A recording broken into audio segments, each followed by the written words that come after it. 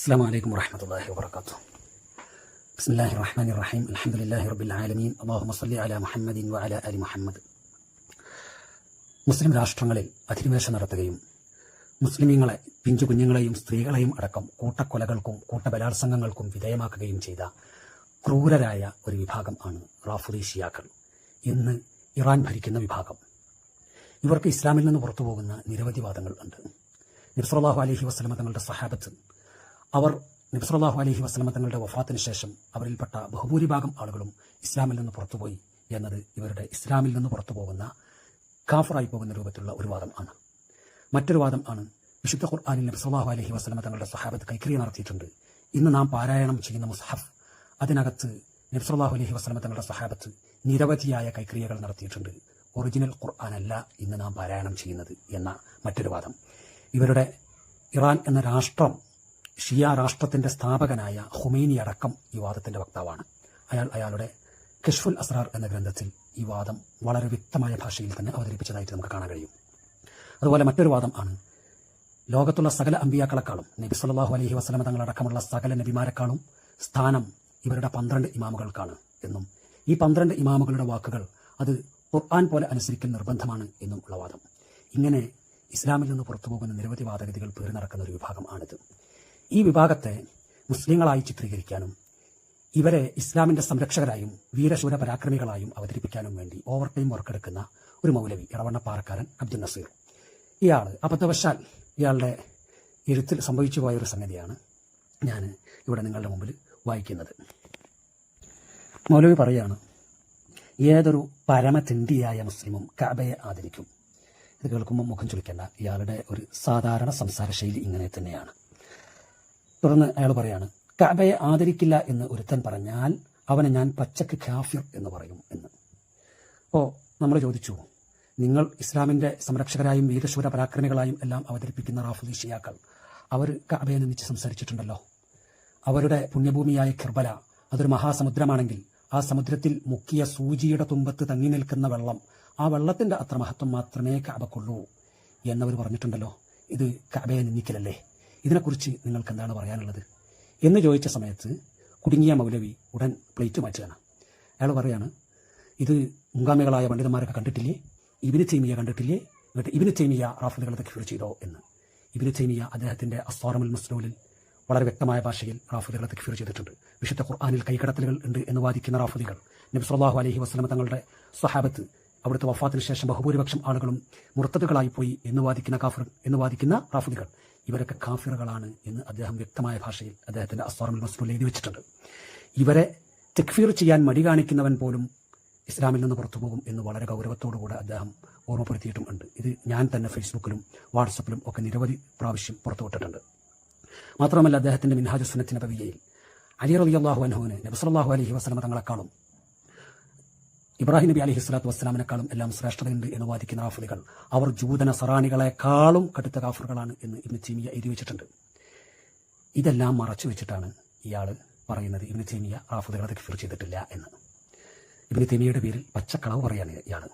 ഇനി ഇവർ ഈ പറഞ്ഞ വാദം ഇബ്നു തൈമിയ എടുത്തു ധരിച്ചിട്ട് ഇബ്നു തൈമിയ അവരെ തക്ഫീർ ചെയ്തിട്ടുണ്ടോ എന്നുള്ളതാണ്. ഇബ്നു തൈമിയ അത് കണ്ടിരുന്നെങ്കിൽ തീർച്ചയായിട്ടും അവരെ തക്ഫീർ ചെയ്യുമായിരുന്നു. കാരണം ഇയാൾ തന്നെ സമ്മതിച്ച കാര്യമാണല്ലോ, കഅബയെ നിന്ദിച്ചാൽ അവൻ കാഫറാണ് എന്നുള്ളത്.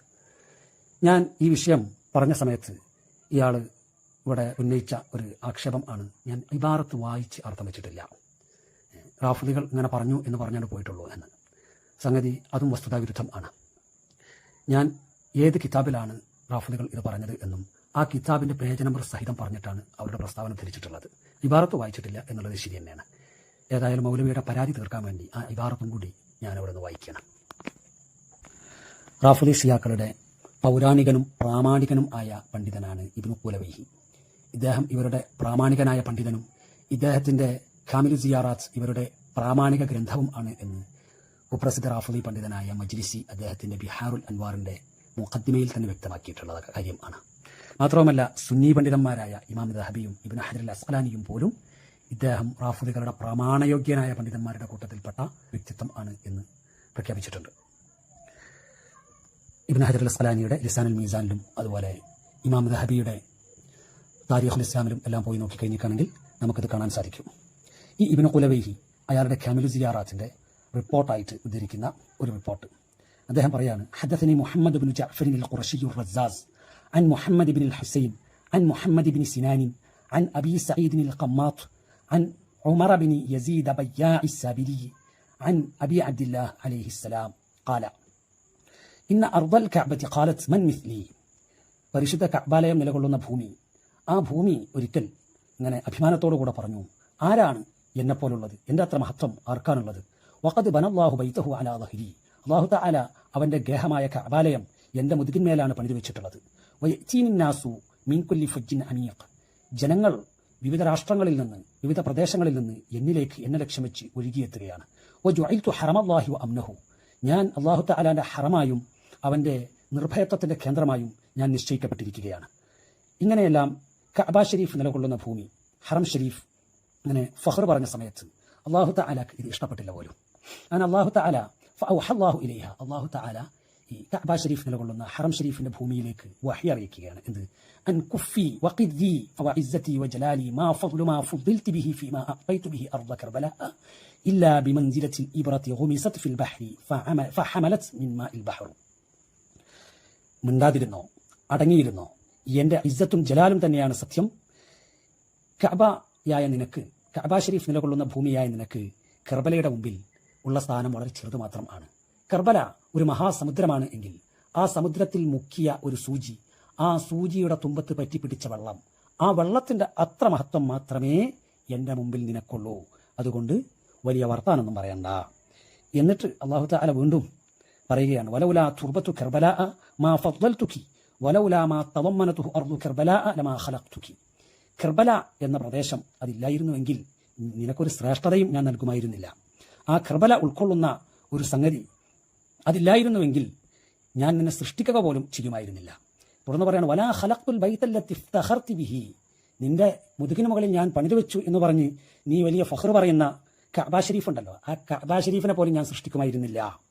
അതുകൊണ്ട് ഫഖിർരി വസ്തഖിർരി വകൂനി ദനിയൻ മുതവാദിഅൻ ദലീലൻ മഹീന, അതുകൊണ്ട് അടങ്ങിയിരുന്നോ, മര്യാദ കാണിച്ചോ, നീ നിന്ദ്യനായ നിലയിൽ, നിസ്സാരനായ നിലയിൽ, താഴ്മ കാണിക്കുന്നവനായ നിലയിൽ അടങ്ങിയിരുന്നോ. ഗൈറ മുസ്തൻകിഫിൻ വമുസ്തക്ബിരിൻ ലി അർദി കർബല, കർബലയോട് നീ നിന്റെ വമ്പത്തരവും നിന്റെ പൊരിമയും നിന്റെ അഹങ്കാരവും ഒന്നും കാണിക്കാൻ നിൽക്കണ്ട. വ ഇല്ലാ സുഖ്തുബിക്കി, ഞാൻ ഈ പറയുന്നത് അനുസരിച്ചിട്ടില്ല എങ്കിൽ നിന്നെ ഞാൻ പിടിച്ച് താഴ്ത്തിക്കളയും. വ ഹവൈതുബിക്കി ഫീ നാരി ജഹന്നം, നിന്നെ ഞാൻ നരകത്തിലേക്ക് വലിച്ചെറിയുകയും ചെയ്യും. ഇത് കഅബ ഷരീഫിനെയും ഹറം ഷരീഫിനെയും നിന്ദിക്കലാണോ? അല്ലേ? സാമാന്യ ബുദ്ധിയുള്ള മുസ്ലിങ്ങളായ ആളുകളോടാണ് എൻ്റെ ചോദ്യം. ഇക്കാര്യം ഇയാൾ തന്നെ സമ്മതിച്ചിട്ടുണ്ട്. കഅബ ഷരീഫിനെ ഒരാൾ നിന്ദിച്ചു കഴിഞ്ഞിട്ടാണെങ്കിൽ അവൻ കാഫിറാണ് എന്ന്. ഇത് വ്യക്തമായ നിന്ദ്യതയല്ല എന്നുണ്ടെങ്കിൽ പിന്നെ എന്താണ്? ഈ മൗലവി ഇതിനെക്കുറിച്ച് ഒരു പ്രതികരണം നടത്താൻ തയ്യാറുണ്ടോ? നേർക്ക് നേരെ ഈ റിപ്പോർട്ട് ഉദ്ധരിച്ചു വെച്ചിട്ട് ഇത് കഅബ ഷരീഫിനെയും ഹറം ഷരീഫിനെയും നിന്ദിച്ചതല്ല എന്ന് ഇദ്ദേഹത്തിന് സമർത്ഥിക്കാൻ സാധിക്കുമോ? എങ്കിൽ അദ്ദേഹം അതിന് തയ്യാറാവേണ്ടതുണ്ട്. എങ്കിൽ ഇതിൻ്റെ ബാക്കിയുണ്ട്, അത് നമുക്കെടുത്ത് കൊണ്ടുവരാവുന്നതാണ് ഇവരുടെ കിതാബിൽ തന്നെയുള്ള.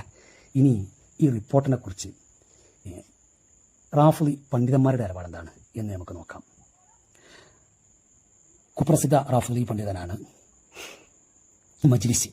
ഈ മജ്ലിസിയുടെ ബിഹാറുൽ അൻവാർ, അത് റാഫിളികളെ കുറിച്ച് ഒരു ബേസിക് അറിവുള്ള ആളുകൾക്കൊക്കെയും അറിയാം. ബിഹാറുൽ അൻവാറും മജ്ലിസിയും അത്രയും പ്രസിദ്ധനാണ് ഈ വ്യക്തിയും അദ്ദേഹത്തിന്റെ കിതാബും. ഈ മജ്ലിസി ഈ റിപ്പോർട്ട് അദ്ദേഹത്തിന്റെ ബിഹാറുൽ അൻവാറിൽ കൊണ്ടുവന്നിട്ടുണ്ട്. അതിന്റെ 41-ാമത്തെ വള്യത്തിൽ അദ്ദേഹം ഇത് കൊണ്ടുവരികയും ഈ റിപ്പോർട്ട് എഴുതി വെക്കുകയും ചെയ്തിട്ടുണ്ട്.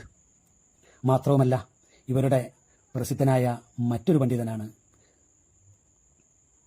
മുഹമ്മദ് ബിൻ ഹസൻ അൽ ആമിലി എന്ന് പറഞ്ഞ പണ്ഡിതൻ. വസാഇലു ഷിയ എന്ന റാഫിളി ഷിയാക്കളുടെ വളരെ പ്രാമാണികമായ ഹദീസ് ഗ്രന്ഥത്തിന്റെ കർത്താവ്. അദ്ദേഹത്തിന്റെ വസാഇലു ഷിയയിലും ഇതേ റിപ്പോർട്ട് കൊണ്ടുവന്നിട്ടുണ്ട്. അതുപോലെ മുസ്തദ്റഖു സഫീനത്തിൽ ബിഹാർ എന്ന കിതാബിന്റെ രചയിതാവ് അലി നമാസി അഷാഹ്റൂദി എന്ന പണ്ഡിതൻ, ഇദ്ദേഹവും ഈ റിപ്പോർട്ട് കൊണ്ടുവന്നിട്ടുണ്ട്. ഇദ്ദേഹം ഷിയാക്കളുടെ, റാഫിളി ഷിയാക്കളുടെ വളരെ പ്രഗത്ഭനായ ഹദീസ് പണ്ഡിതനാണ്. മാത്രവുമല്ല, ഇവരുടെ മറ്റൊരു ഗ്രന്ഥം ആണ് ഫൽസഫത്തുൽ മീസാഖി വൽ വിലായ എന്ന പുസ്തകം. അതിനകത്തും ഇതേ റിപ്പോർട്ട് കൊണ്ടുവന്നിട്ടുണ്ട്. വേറെയും ഇവരുടെ ഗ്രന്ഥങ്ങളിൽ ഇതേ റിപ്പോർട്ട് കൊണ്ടുവന്നിട്ടുണ്ട്. ഇവരാരും ഈ റിപ്പോർട്ടിനെ തള്ളാനോ നിരാകരിക്കാനോ വേണ്ടിയല്ല കൊണ്ടുവന്നിട്ടുള്ളത്. ഈ റിപ്പോർട്ട് അംഗീകരിച്ചുകൊണ്ട് ഇത് അവരുടെ നിലപാടായി സ്ഥിരപ്പെടുത്തിക്കൊണ്ടാണ് ഇവരെല്ലാവരും ഈ റിപ്പോർട്ട് അവരുടെ ഗ്രന്ഥങ്ങളിൽ കൊടുത്തിട്ടുള്ളത്. ഇനി ഈ കാമിലു സിയാറാത്തിന് ഒരു വ്യാഖ്യാനം ഉണ്ട്. അഹ്മദ് കാവിം അൽ ബഗ്ദാദി എന്ന കുപ്രസിദ്ധനായ റാഫിദി പണ്ഡിതനാണ് ഈ കാമിലു സിയാറാത്തിന് വ്യാഖ്യാനം എഴുതിയിട്ടുള്ളത്. അതിൻ്റെ 3-ാം വാള്യം 247-ാമത്തെ പേജിൽ ഇദ്ദേഹം ഈ റിപ്പോർട്ട് കൊണ്ടുവരികയും ഈ റിപ്പോർട്ടിനെ കുറിച്ച് സഹീഹുൻ റിജാലുൻ സിഖാത്ത്, ഈ റിപ്പോർട്ട് സഹീഹാണ് എന്നും ഇതിൻ്റെ റിപ്പോർട്ടർമാർ വിശ്വാസയോഗ്യരാണ് എന്നും സർട്ടിഫൈ ചെയ്യുകയും ചെയ്തിട്ടുണ്ട്. അപ്പോൾ ഈ റിപ്പോർട്ടും അതുപോലെ ഇതിനകത്തുള്ള വാദവും ഇത് ഷിയാക്കളിൽപ്പെട്ട ഏതെങ്കിലും ഒറ്റപ്പെട്ട വിഭാഗത്തിൻ്റെ വാദം ആണ് എന്ന് പറഞ്ഞ് തള്ളാൻ കഴിയില്ല. അവരുടെ പ്രാമാണിക ഗ്രന്ഥങ്ങളിൽ പ്രാമാണികരായ പണ്ഡിതന്മാർ ഇതെടുത്ത് ഉദ്ധരിച്ചിട്ടുണ്ട്. ഇത് അവരുടെ നിലപാടായിട്ട് അവർ അംഗീകരിച്ചിട്ടും ഉണ്ട്. ഇത് മാത്രം അല്ല, ഇതിനപ്പുറത്തേക്ക് അവർ പറഞ്ഞു വെച്ചത് വേറെയും ഉണ്ട്. ഇതൊരു സാമ്പിളിന് നമ്മളിവിടെ എടുത്ത് ഉദ്ധരിച്ചതാണ്. ഇതിനെക്കുറിച്ച് മൗലവിയുടെ പ്രതികരണം വന്നതിന് ശേഷം വേണം ബാക്കിയുള്ളത് നമ്മളെടുത്ത് ഒന്ന് ഉദ്ധരിക്കാൻ. മൗലവി ഇതിനെക്കുറിച്ച് ഒരു പ്രതികരണം നടത്തും എന്ന് നമ്മൾ പ്രതീക്ഷിക്കുകയാണ്.